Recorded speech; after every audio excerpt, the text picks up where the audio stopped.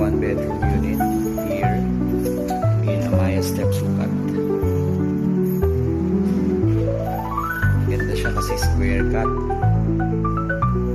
So, makapaglagay ka talaga ng living and dining area. Tapos na yung ceiling niya. Tapos, ito, may provision na siya. Nakahiwala yung room. So, yan, maganda.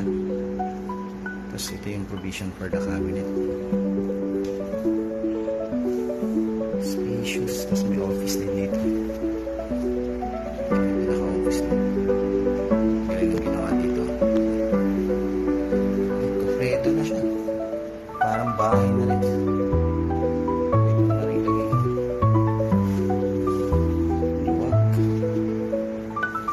Siya. Yan yung layout niya.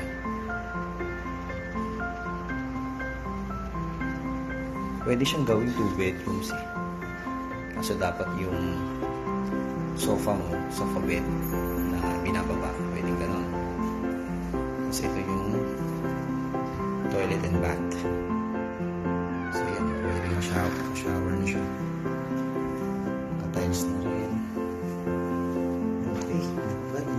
Dito ilalagay yung washing